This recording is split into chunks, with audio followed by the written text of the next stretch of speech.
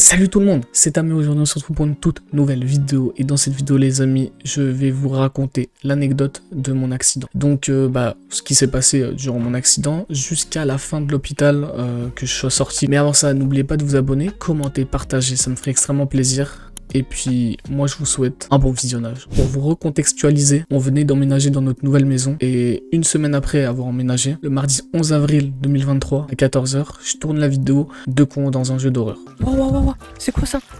Oui, c'est vrai. Attends, j'ai mon casque à l'envers. Oh. Je termine le tournage vers 16 h. Pendant une heure, je ne fais rien. Et à 17 h, mon père vient me voir. Il me dit, viens, on sort les chiens. Je lui réponds, oui, bon, let's go. On sort et on va dans un chemin qui se situe juste en face de chez moi. C'est un petit chemin. On marche le long pendant 5 minutes. Et au bout des 5 minutes, mon père me dit, tu veux qu'on rentre? Et je lui dis, viens, on continue encore de marcher. Au bout de 10 minutes, on refait le chemin inverse et on décide de rentrer. Qu'arrivé vers la fin du chemin, moi un peu plus avancé avec un chien dans la main et mon père qui se situe juste derrière moi avec lui aussi un chien dans la main, on entend des bruits de craquement. Je tourne ma tête à droite et je vois un arbre. Le craquement continue et l'arbre se penche de plus en plus dans ma direction. Mon père s'écria, attention, l'arbre il tombe. Alors là les gars, je vais juste vous raconter moi ce qui s'est passé pour moi et après je vous raconterai ce qui s'est passé pour mon père. D'accord? Je fixais l'arbre, je me retourne, je me prends une branche dans le dos, je fais une roulade. Pendant la roulade, je vomis. Je perds connaissance 1 à 2 secondes et je ne sais pas comment, mais je me retrouve couché sur une branche d'arbre. Et pendant la roulade, j'ai oublié de le dire, mais je vois mon père au sol. Et du coup, les gars, dans la vision de mon père qui se situe en dehors du cercle de l'impact de l'arbre, me voit tétanisé face à l'arbre. Il rentre dans le cercle et me tire le bras vers lui. Sauf qu'en se retournant, sortir du cercle, il se prend une branche sur la tête. Il tombe au sol et perd connaissance, mais reprend vite ses esprits au bout d'une minute. 2 jeunes sapeurs-pompiers volontaires et des voisins étaient à proximité. Eux aussi ont vu l'arbre tomber. Ils sont venus nous aider et ont appelé les pompiers. Moi, choqué de ce qui vient de se passer, j'entends mon père me dire avec une très douce voix, « Théo, t'inquiète pas, ça va aller. » Je me dis qu'il n'y a rien de grave, plus de peur que de mal. Une personne me maintient au sol et je lui dis, « Je vais me relever, t'inquiète pas, je crois que je n'ai rien. » La personne qui me maintient me dit, « Non, on attend les pompiers. » J'entends suite à la discussion des personnes autour que mon père saigne de la tête. Moi, étant tranquille jusqu'à là, je commence à stresser et à me dire qu'il y a vraiment peut-être quelque chose de grave. Les pompiers arrivaient et ils étaient derrière l'arbre.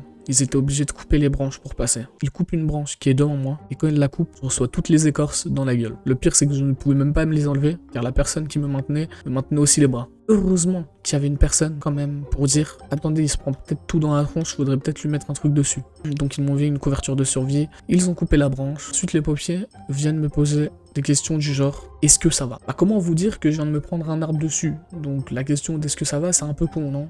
Là, ils essayent de me mettre sur le brancard, mais une douleur intervient. À chaque fois qu'ils me bougent, la douleur revient. On comprend qu'il y a un truc qui est pas clair, mais ils arrivent quand même à me mettre dans la coquille sur le brancard.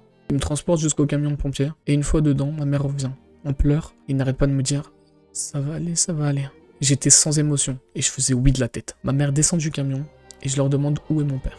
Ils me disent qu'il se situe dans l'autre camion de pompiers. Le camion démarre et on va direction l'hôpital. Dans ma ville, il y a une longue route de pavés. Donc, qui dit pavé dit tremblement. Le camion passe par la route de pavés et je tremble dans tous les sens. Je recommence à avoir cette douleur que j'ai eue un peu avant. Mais là, la douleur s'intensifie de plus en plus. Une fois la route de pavés terminée, j'ai toujours mal. Ils s'arrêtent et me mettent une perfusion. Je sens moi la douleur. J'arrive à l'hôpital, ils me transportent sur le brancard jusqu'à une pièce, et dans cette pièce, je vois un autre lit d'hôpital. La pire douleur de toute ma vie intervient quand ils me portent pour me mettre dans l'autre lit d'hôpital. Tellement j'ai mal, je pleure. Quand je suis sur le lit d'hôpital, ils veulent enlever mon pantalon, et j'ai eu une réaction. Je leur dis non, ne faites pas ça. Ok, j'étais en plein stress, je voulais pas qu'ils le fassent. Vous comprendrez pourquoi cette réaction juste après. Moi, ils me mettent dans un couloir en attendant que mon père fasse des radios. Il y avait un groupe de 3 personnes qui se situaient derrière moi. J'étais couché dos à eux. Ils parlaient entre eux et je les entendais. Et d'un seul coup, ils parlent un peu plus bas. Mais je les entends toujours. Et il y en a un qui dit, regarde ces chaussettes. Il y a des trous partout. C'est vrai que dans mes chaussettes, il y avait des trous partout. Je suis désolé, mais... Enfin, au fait, je me suis dit, c'est des chaussettes, je vais les changer dès que je rentre. Pour moi, la balade de chien n'allait pas se finir à l'hôpital. Moi qui les ai entendus, je pleure de rire. Mais en rigolant, j'ai mal. Donc j'essaye de me calmer. Eux, qui ont vu que je les ai entendus, rigolent aussi. On a commencé à parler, je leur explique ce qui vient de m'arriver. Ils me demandent si la personne qui est partie faire des radios, c'était mon père. Je leur dis que oui. Je leur demande comment il allait physiquement car je ne l'ai pas vu. Et ils me disent qu'il a un bandage sur le crâne, qu'il a son bras droit et sa jambe droite enflés 3 fois leur taille. Je stressais déjà mais là le stress remonte d'un cran. Mon père revient de la radio, à moi de refaire la radio. Je fais la radio comme il faut et avant de me redescendre dans le couloir d'attente, ils me demandent de me mettre assis. Ils essayent de me mettre assis. Je suis assis pendant 3 secondes. Au bout des 3 secondes, je n'arrive plus à respirer. Ils me remettent couché, j'arrive enfin à respirer. On attend pendant 1 heure et pendant cette heure-là, ma mère et mon beau-père viennent à l'hôpital. et il nous raconte ce qui s'est passé avec les chiens. Au bout d'1 heure à 2 heures d'attente, une personne arrive pour nous dire ce qu'on a eu. Il commence par dire à mon père qu'il a juste le crâne ouvert, qu'il faudra commencer par nettoyer la plaie et ensuite recoudre. Donc mon père n'avait rien au poignet ni à la jambe. Je suis soulagé, mais j'attendais mes résultats. Moi, ils m'ont dit que j'avais 5 côtes cassées et que je devrais aller potentiellement dans un autre hôpital à 100 km de mon père, car ils sont tout simplement juste experts des côtes. Car quand ils ont essayé de me mettre assis, j'arrivais plus à respirer et ils comprenaient pas pourquoi. Moi, je commençais à stresser, j'ai pas envie de me retrouver dans un autre hôpital à 100 km de celui de mon père, donc je souhaite que je n'ai pas de côte cassée, tout simplement. Je refais une radio, j'attends encore une fois 1 à 2 heures, et la même personne revient pour me dire ce que j'ai finalement. Elle me dit que j'ai bien les 5 côtes cassées et que en plus j'ai une perforation du poumon de 2 cm et qu'il y a un bout d'os dans mon poumon. Je me dis le poumon, pourquoi ils me l'ont pas dit dès le début? C'est bizarre quand même. Et j'ai direct compris. Quand elles m'ont demandé de me mettre assis après avoir fait la première radio, c'est à ce moment-là qu'une côte a perforé le poumon. Et je pense qu'ils ont capté, car à la fin, quand on avait demandé toutes les radios, tout, ils nous ont donné que la deuxième. On avait demandé la première, mais d'après eux, la première n'existait pas. Donc c'est officiel, je dois partir dans l'autre hôpital. On attend l'ambulance dans le couloir pendant 1h30. Il doit être 2h du matin. L'ambulance arrive, je dis au revoir à mon père et à ma mère. Ils me mettent dans l'ambulance. Une personne était avec moi pour me surveiller. Elle éteint les lumières, elle les met en bleu sombre et je dors. Je me réveille, je suis penché, je reçois des gouttes d'eau sur le visage. Je reste dans cette position pendant 3 minutes. Ils étaient en train de me faire descendre de l'ambulance, sauf qu'ils galéraient car il y a un truc qui bloquait. Ils m'emmènent dans l'hôpital et ils m'emmènent dans une chambre avec déjà 3 personnes dedans. C'était des infirmières. Ils me mettent sur le lit de la chambre, cette douleur est toujours là. Et eux aussi veulent m'enlever mon pantalon. Je leur dis non, faites pas ça, faites pas ça. Et eux, par contre, ils me disent si, t'inquiète pas, on en a déjà vu, tu vas enlever ton pantalon. Bref, ils me retirent mon pantalon et... Oui,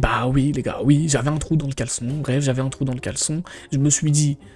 je sors dehors, je savais que j'avais un trou, je me suis dit je sors dehors, le trou je vais le changer, juste genre dès que je rentre, j'enlève mon caleçon et je le change. Je me suis dit la promenade pour les chiens va pas durer éternellement. Je me suis dit ok hop je vais faire comme ça et après je me change. Bah malheureusement c'était voilà, j'aurais dû le changer, c'est vrai. Bon il m'enlève mon pantalon et il me disait aussi du coup enlève ton caleçon. À ce moment là je sais plus si je suis dans un hôpital ou dans un film de tournage X, car je suis pas sûr mais je crois qu'ils peuvent accéder aux côtes sans passer par... Je me retrouve tout nu face à 5 personnes qui me regardent pendant 10 secondes avant qu'ils me donnent une chemise de chambre. Les 5 personnes partent et me disent bonne nuit. Ils me donnent une table roulante avec un pissoir, donc je pose mon téléphone dessus et je prends le pissoir, mais la forme est bizarre. Les 5 personnes sont parties, il fait tout noir, je ne vois pas trop. Donc je le mets en dessous de la couverture et je fais mon affaire. Sauf que je l'avais mis dans le mauvais sens. Tout retombe sur moi. J'ai quand même réussi à trouver le sens, mais il y en avait partout sur le pissoir. Donc je le pose et il me dit je me changerai demain. Pendant que je dors, 2 personnes viennent changer mon pissoir. Celle qui le prend, on m'en a ajouté un nouveau. Et j'entends la personne qui le prend dire ah mais il y en a partout. J'étais en train de me péter une barre tout seul. Je pouvais pas rigoler parce qu'elle pensait que je dormais. Donc je rigolais mais sans rigoler. Bon je me suis endormi, je me réveille vers 10h. Mon premier réflexe c'est d'envoyer un message du coup à mon père et à ma mère. Et juste après d'envoyer le message, ne me demandez pas pourquoi, hein, mais je me prends en photo. Et oui ce genre de photo. 30 minutes après, les 2 infirmières arrivent et me disent comment ça va se passer. Chaque jour il y a un groupe de jour, un groupe de nuit qui contient à chaque fois 2 personnes à l'intérieur. Et chaque jour, c'est des nouvelles personnes. Je me dis ok, pas de problème, c'est bon. Et une des 2 me dit on va faire la douche. Je me dis ok, y a pas de problème, je vais pouvoir me laver. Il me ramène une bassine d'eau chaude avec un gant de toilette et il me demande si je peux me laver. Je leur réponds que oui. Ils partent de la salle, commencent à me laver, mais à chaque fois que je bouge mon bras, j'ai mal. J'arrive qu'à me laver le haut du torse, mais c'est tout. Ils reviennent et me disent si j'ai réussi à me laver. Je suis honnête, je leur dis la vérité. J'aurais jamais dû d'ailleurs. Je leur dis que j'ai pu me lever que le haut du torse, parce que le reste j'ai trop mal et que je peux pas. Pour moi c'était fini. Et bah non, il commence à m'enlever ma chemise de chambre, je me retrouve encore tout nu face à 2 personnes. Une s'occupe du bas du corps et l'autre du coup bah s'occupe du milieu. Vous m'avez compris, je me suis senti humilié, je pouvais rien faire face à ça. J'étais dépendant d'eux, je n'ai pas lâché un mot pendant qu'elle me lavait. Donc elle change aussi le lit, elle me met un nouveau drap, donc je dois à chaque fois surélever que le drap passe en dessous de moi. Et à chaque fois que je fais ça, c'était une galère, j'ai eu trop mal. Et il me donne du coup à chaque fois une nouvelle chemise de chambre. Imaginez-vous ça pendant 10 jours. Car oui, pendant 10 jours, il me lavait, il me changeait mon drap, il me donnait une nouvelle chemise. C'était atroce, je me suis senti humilié, surtout quand il me lavait. Les 2-3 jours avant de quitter l'hôpital, j'arrivais quand même à me laver le milieu du corps et le bas du corps. Même une fois, je suis tombé sur une infirmière un peu âgée qui était en train de me laver l'engin, tout en me fixant. Elle m'a dit juste une seule phrase, elle m'a dit « Tu te sens bien ?» Je lui ai répondu « Oui ». Elle a continué de me fixer, elle avait le regard sombre, et elle a continué de me fixer tout en me lavant, jusqu'à terminer et partir. Je me suis senti réellement humilié à partir de là. Je me suis dit, non là, elle me veut du mal. Là. Et bien évidemment, un autre jour, oui aussi, où une infirmière moins âgée me lavait le milieu, et mon chapiteau s'est levé. Sa réaction, c'était juste un petit sourire. Moi, j'étais gêné de fou. C'est vrai que t'en apprends plus sur moi, là, du coup, Dao. Ouais, bah, alors à la base, moi, je voulais juste, tu vois, je voulais juste en apprendre sur toi et tout, normal, mais là... Je m'attendais pas à ça. Bref, On retourne à l'histoire. Ma mère arrive avec un ami à l'hôpital. Dès que je la vois, elle a les larmes. Et je me mets aussi à pleurer. Je commence à réaliser que ce n'est pas quelques égratignures, c'est bien plus que ça. Un chirurgien rentre dans la chambre et m'annonce qu'ils vont me faire une radio dans la journée. Donc je me dis cool, ça avance, mais je vais rester ici combien de temps? Car j'ai envie de retrouver mon père et mes chiens. Dans l'après-midi vient la radio, je la fais et on attend les résultats. On n'a pas les résultats avant le lendemain. Moi qui veux sortir au plus vite de l'hôpital, car j'en ai déjà marre, me voilà encore à attendre. Une personne arrive et je me dis enfin yes, les résultats. Et bah non, elle voulait juste savoir ce que je voulais à manger pour le soir. J'avais le seum car je n'avais pas faim. Et d'ailleurs, de tout le séjour, je n'ai pratiquement rien mangé. D'une parce que j'avais pas faim, parce qu'il m'avait mis une perfusion de morphine. Et de deux parce que bah j'avais pas le moral au fait, tout simplement. Donc je choisis mon repas que je ne veux pas manger. Ma mère et son ami partent car il fait tard. J'ai oublié aussi de préciser dans l'anecdote, mais ma mère et son ami, ils venaient du coup tous les jours à l'hôpital. Ils venaient me voir tous les jours. Et pour mon père, c'est mon beau-père qui allait le voir. Oui, car bon, ça existe des beaux-pères et des pères qui s'entendent bien et qu'il n'y a pas de problème. Le soir même, j'ai regardé la School RP à l'hôpital. J'étais sur le live de Snako. Ça m'a fait penser pendant 3-4 heures à autre chose. J'ai trop kiffé la soirée. Le soir même, je poste une story sur Insta en identifiant Snaku, Amin, Billy, Inox. C'était les 4 qui me faisaient trop rire de la school. En disant dans le tweet que même avec 5 codes cassés, j'arrivais toujours à rire devant leur live. Je fais la story, je m'endors. Et le lendemain, je me réveille et je vois que Snaku et Billy ont répondu, m'ont même envoyé un message en privé. Donc je me réveille, je vais sur mon téléphone et je vois que Snaku et Billy m'ont fait un message de soutien en MP. Et j'étais trop content. Ils ont refait ma journée. Le lendemain, ma mère vient à l'hôpital et c'est que dans l'après-midi qu'on a les résultats de la radio. Le chirurgien vient et nous propose 2 solutions. Soit on fait une opération pour retirer le bout d'os dans le poumon et on fait une reconstruction des côtes, ou soit on retire juste le bout d'os et les côtes se remettront avec un peu plus de mal mais plus tard. Donc nous on n'est pas con, on va pas choisir la deuxième solution alors que la première c'est la même mais en mieux, donc on choisit la première. Ils me disent ok, on fera l'opération dans 2-3 jours. Je me dis je sors fin du week-end, max lundi. On est jeudi à ce moment-là, donc je me dis c'est cool. 2 jours passent, le chirurgien revient et nous annonce qu'une reconstruction des côtes ne sera pas possible. Et ils essayent de voir comment faire, donc pour l'instant en fait pas d'opération. Donc vas-y, j'ai trop le seum, surtout que j'étais en plein stress, je me disais j'ai peur de l'opération, c'était ma toute première opération et j'étais en stress, donc oui je craque. Et je me dis pas de reconstruction des côtes, donc je me dis au fait je vais rester couché toute ma vie au fait, pendant très longtemps. On est encore dans l'attente, je me suis habitué mais c'est toujours humiliant de se faire laver. Un jour passe et le chirurgien revient, il nous dit qu'il va retirer le bout d'os dans le poumon et d'aspirer tout l'air et tout le sang entre ma cage thoracique et mon poumon. Ils me disent que l'opération a lieu demain après-midi. Je me suis dit enfin c'est demain, mais je stresse toujours autant pour l'opération. Le lendemain matin, je me fais réveiller par le chirurgien qui me dit que l'opération sera décalée de 2 jours car ils ont d'autres patients à faire plus urgents. Donc j'attends encore un jour et pendant ce jour-là, j'apprends que mon père est sorti de l'hôpital. Je me dis ok, bonne nouvelle, let's go. Et quand ma mère arrive, elle me donne un sac avec plein de dessins à l'intérieur de mes petites sœurs et mon petit frère. Le soir venu, j'ai regardé ces dessins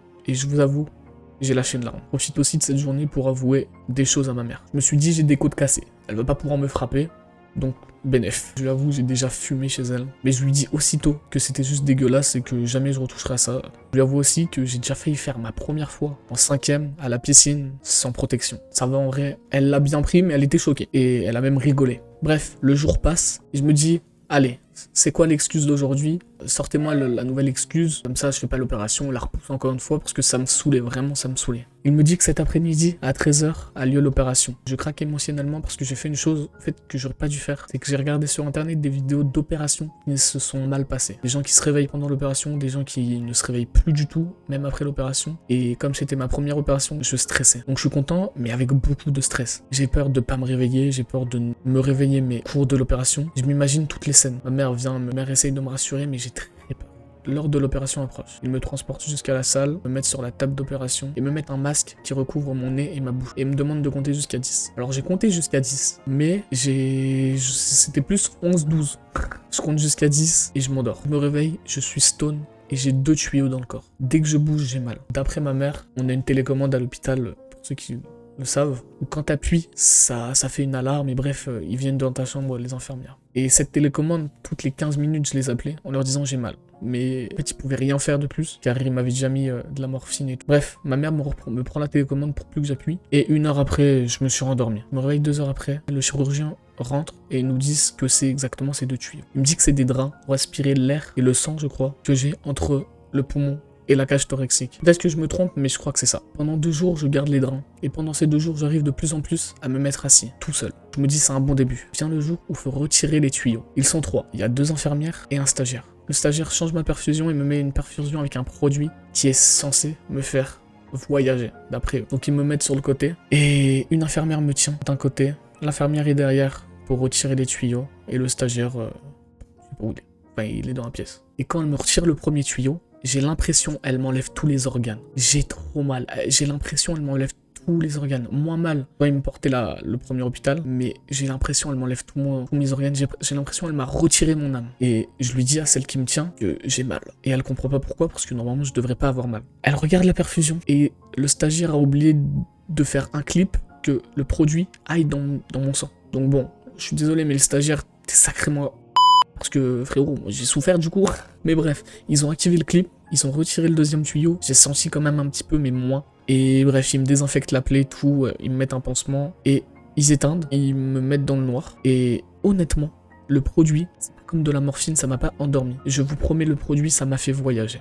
Je vous promets, honnêtement, avec ce produit, les gars, j'étais dans le lit d'hôpital. Et le lit d'hôpital, genre en mode, il se baladait dans les couloirs. Bref, il y a quelqu'un qui poussait le lit d'hôpital. Et bref, je vois là. Et je vous promets, au bout d'un moment, j'ai vu honnêtement des licornes. C'est pas une blague, j'ai vraiment vu des licornes. Et j'entendais ce qui se passait, mais juste je voyageais. Mais je sais pas si on peut appeler ça dormir, mais juste j'étais dans un rêve, mais j'entendais ce qui se passait autour de moi. Ma mère rentre dans la salle avec son ami et ils pensent que je dors. Ils parlent entre eux, blablabla. Je les entends. Je continue toujours de voyager hein, avec les licornes et tout, mais par contre, je les entends. Et quand je sais que je peux me réveiller là, je me réveille et je leur répète un truc qu'ils ont dit dès le début. Et ils me disent, mais tu dormais pas ? Et je disais, bah, je leur ai raconté ce que je viens de vous dire, quoi. Et maintenant, ce que j'attends juste à savoir, c'est quand je pars. Le chirurgien arrive et nous dit que je reste encore une nuit dans la chambre d'enfant. J'étais en urgence pédiatrique et que après je redescends en chambre normale. Donc je me dis, enfin, c'est bientôt terminé tout ça. Je me dis, je sors dans 3 jours max. Le lendemain, on me réveille et on me dit que je vais peut-être sortir aujourd'hui, mais qu'avant ça, on va faire une radio. Moi, trop content, j'envoie un message à mon père et à ma mère en leur disant, je vais peut-être sortir aujourd'hui. On me fait la radio, j'attends 1 heure et on me dit que je vais pouvoir enfin sortir. Ma mère arrive avec mon père, mon beau-père et l'ami. On attend toute une après-midi avant de sortir et enfin, on me sort. L'infirmière demande à ma famille de descendre et de m'attendre sur le parking de l'hôpital. Enfin, l'infirmière me porte. Je suis debout, bien évidemment, je marche tranquillement et tout. Je passe la porte pour aller dehors. Je sors en fin d'après-midi, je redécouvre la vie. J'inspire, j'avance. Et avant de rentrer dans la voiture, je me retourne vers l'hôpital et je dis, c'est bon, on va plus pouvoir m'enlever mon pantalon. En tout cas, les amis, j'espère que vous avez aimé cette anecdote. Écoutez, maintenant, quand on va me demander d'expliquer mon anecdote, je vous renverrai directement sur cette vidéo. Si vous avez des questions, vraiment, n'hésitez pas à me les poser en commentaire. Je répondrai à toutes vos questions à propos de l'hôpital, de l'accident, même après, si vous voulez tout. N'hésitez pas à me les poser en commentaire, je répondrai à toutes vos questions. J'espère que vous avez kiffé quand même cette anecdote. Pour moi, littéralement, ça va être la meilleure vidéo de ma chaîne. En tout cas, moi, je vous souhaite une bonne journée, une bonne semaine, une bonne vie. Ciao, ciao.